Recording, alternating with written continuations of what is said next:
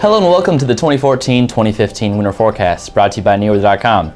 I'm forecaster Jeremy Crookson, alongside forecasters Brian Ivey, Mark Spencer, and of course, Eric Poston. Tonight we bring you our 5th official winter forecast. We focus on this winter's temperature and precipitation trends, as well as which areas of the country look to see the coldest air and the most snow. Will your area remain warm or cold, snowy or dry? You'll find out in just a short time. That's right, Mark. Last winter, as we remember, was extremely cold. We set some records for the coldest temperatures in January as lows were well below zero, with wind chills in the minus 20s and minus 30s at times. We also saw quite a bit of snow along with those bitterly cold temperatures. Will we see another extremely cold and snowy winter this year? That's a great question, Eric, and I'm sure many people are wondering the same thing tonight. We'll find out if this winter will be as cold as last year, or if other factors, such as El Nino, will have an impact on our winter. Over the last several months, we really thought that we would have a strong El Nino, but that no longer seems to be the case. That is certainly important, and we'll want to know if any other factors will come into play for the winter ahead. We'll dive into a couple of these topics, plus different winter weather setups and storm tracks that affect the country. Don't forget that you can also download our free app for your iPhone or Android device to get our latest forecast. Plus, you'll be able to access our winter forecast through the articles section of the app. Be sure to download our app today to receive our accurate forecast wherever you go. Our forecasts help people stay ahead of any storms that impact them. Have you ever wondered how certain organizations prepare for and handle winter storms? I will tell you about a few in just a moment. Thank you, Brian. Our winter forecast special will begin in just a moment. Are you looking for reliable weather forecasts and information that doesn't cost a fortune?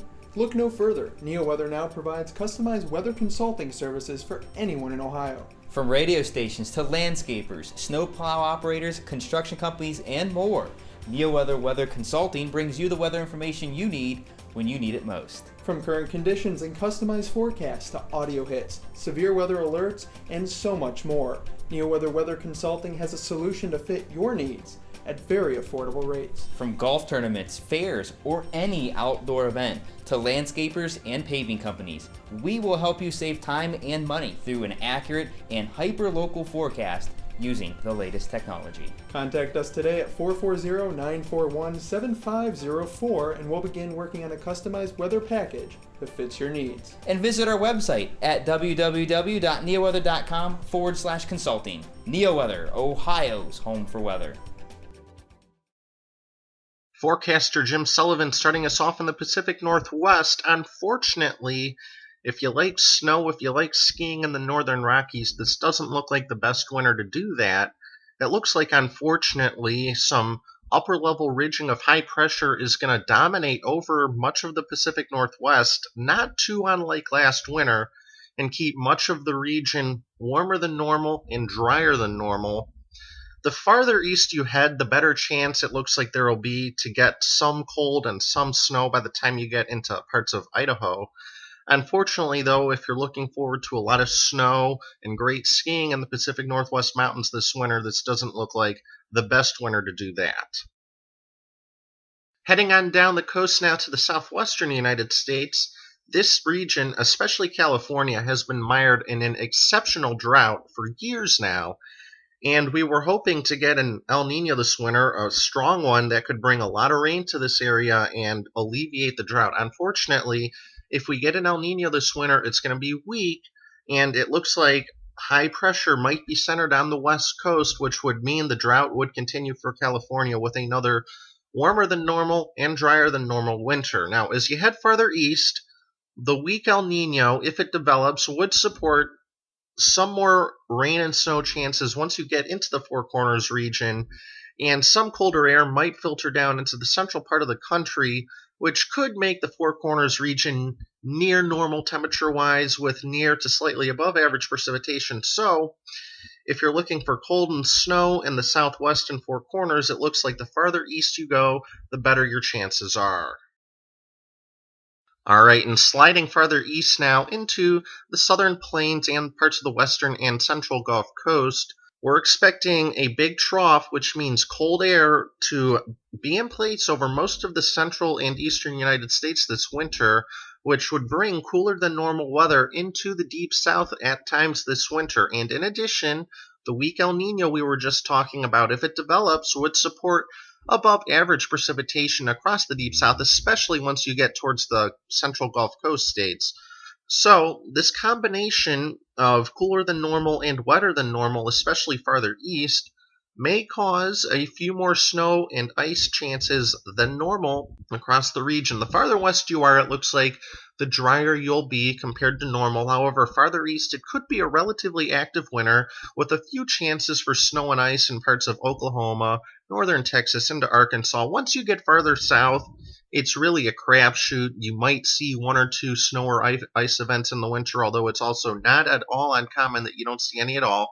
However, cooler than normal and wetter than normal conditions do favor the chances for maybe a snow or ice event into parts of southern Texas and Louisiana, so that will be something interesting to watch play out this winter. All right, that's all for me. We're going to throw it over to Mark Spencer now to take a look at the rest of the plains and some other regions.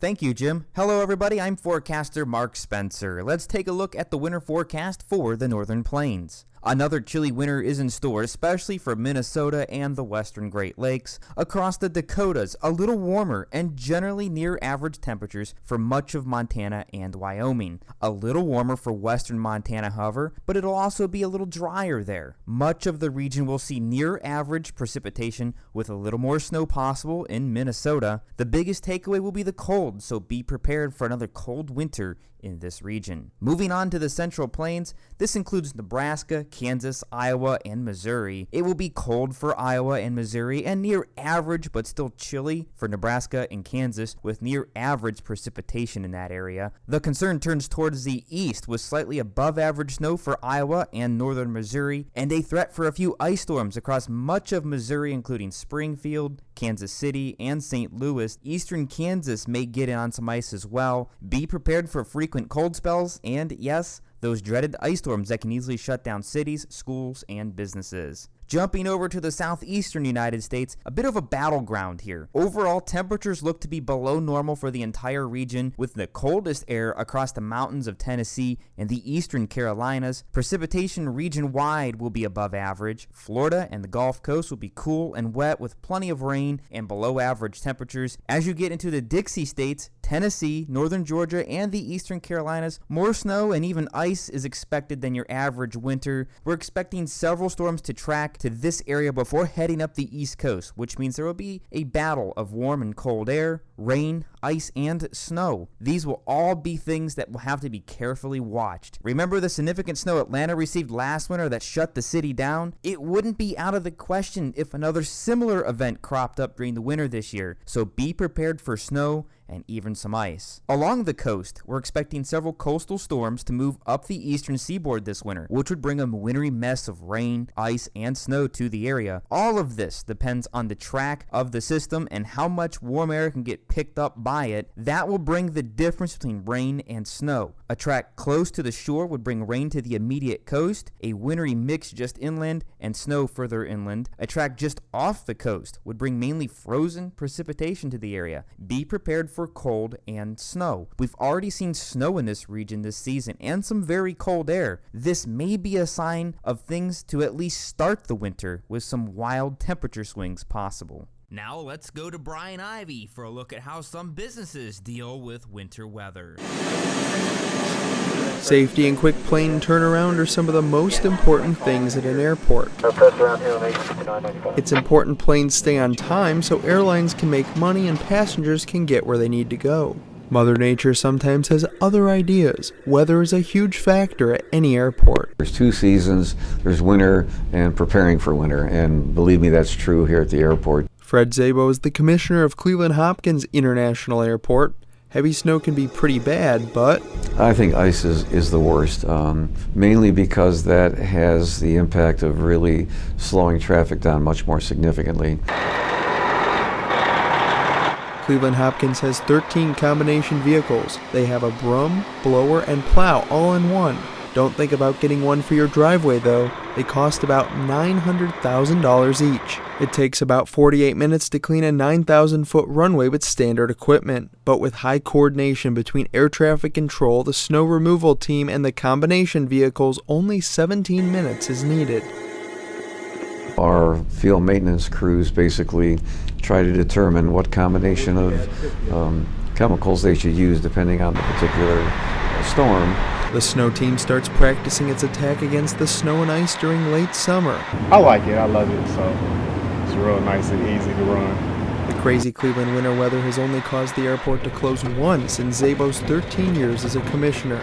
He says good teamwork is a huge reason. I have to tell you, in talking to other airports, cold weather airports in our region, I think we stack up against all of them. From an airport to a totally different kind of port, boating and fishing charters like Wildwood Marina must also coexist with the weather. Sometimes it's not best to rock the boat, but Lake Erie can't help it. A bucket of gold, you know? Wildwood Marina boat captain Vitas Kiauskis fixes up the Linda May because he can't go out on the water. As you can see, there's not a boat trailer in the parking lot. There's nobody going out fishing, nobody. It's the weather's fault. The wind and the waves, you know, I mean, if we can't get out, we can't make people comfortable. Buckets are sliding across the deck, you know. It's not good fishing. High wind and waves means a storm day in mariner language. Fishing is normally good when there are about 1 to 2 foot waves. The fish bite when it's pleasant, cool. A storm day means Kiauskis would have to cancel the scheduled charter and change his customers' plans for the day. Wind speed and the direction. He tries to avoid this by being ahead of the weather, using local weather stations and weather observations on his tablet to know the forecast. When the weather cooperates, Wildwood's customers come back happy with plenty of fish. They're looking at that bucket and they're just like, yeah, we did it. We did it. It's the harvest. Ice could form on the Great Lakes earlier this year, and airports may be cleaning more snow than normal. Let's go back to the winter forecast. Don't expect a terribly different winter from last year across the Midwest and Great Lakes, with cold weather entrenched from Green Bay to Milwaukee to Mount Pleasant and Grand Rapids. Slightly more snow than average is anticipated in this area, and that does include Chicago. Now, Detroit and Toledo, you saw record-breaking snow last winter. Don't expect quite as much, but still a frigid and snowy winter is in the forecast, with the cold core of winter air overhead. Southern Kentucky can also expect more snow and ice than average. A cold and snowy one from Buffalo to Syracuse along the I-90 corridor near the Finger Lakes, and that is due to several Arctic air invasions bringing some lake effect snow. We'll see a few system snows as well, pushing the measurements above average. Good news for the interior Northeast from upper New York State through Vermont and Maine, not quite as cold. There will still be some brutal air invasions, but not as many. Average precipitation yielding near average snowfall for the winter, but if you go across the coast, we're looking at several East Coast weather systems bringing above average rain and above average snow. There will be a battle between the warm and cold air. I think the cold will win out, making it a snowy winter from NYC to Boston. The same story exists from Philly to Baltimore down to Norfolk, with several nor'easters producing above-average rain and snow. The cold core of air will be from the Appalachians to Steeler Country in Pittsburgh down to Roanoke, Virginia, where above-average snowfall and several blasts of cold air can be expected. Even southwestern Virginia can deal with more ice and snow than normal. Now here's Tyler Seabury with a general summary of what to expect across the U.S. Thanks, Brian, and let's take a look at a recap of the United States as a whole. As you can see, we have the below average temperatures in the eastern United States, and west of the Rocky Mountains, you'll find the above average temperatures. Between that, you'll see we have the near average, and up in northern New England, we have near average as well, with the center of the very cold air across the Great Lakes, Midwest, and Mid-South, and the center of the much above average temperatures up in Washington, Oregon, and Northern California. As we take a look at precipitation, again, there seems to be another fight between the east and the west. The east is going to see above average precipitation. It doesn't matter whether it be snow or rain, just precipitation as a whole. Near average across the middle third of the United States. And as we push into the west, the Rocky Mountains, the western seaboard, you can see we've got below average precipitation. A little drier than normal out there. That's your NeoWeather winter outlook. Make it a great day. If you would like to reach a large audience with your business, contact us about next year's sponsoring for the 2015-2016 winter forecast. Thank you for watching the 2014-2015 Winter Forecast. Visit our newly renovated website at www.neoweather.com. We have a much improved look with simple navigation, plus several new features, such as our national seasonal forecast, current conditions, and much, much more. Our new National Forecast Director, Garrett Bastardi, and I will be covering weather events across the United States to keep you up to date on significant weather events that happen across the country. Also, make sure to follow our national weather coverage by liking NeoWeather National, plus our other pages on Facebook. But don't forget that you can also follow us on Twitter and Google+. And download our free app, available on the Apple App Store and on Google Play, to access our accurate forecast at any time.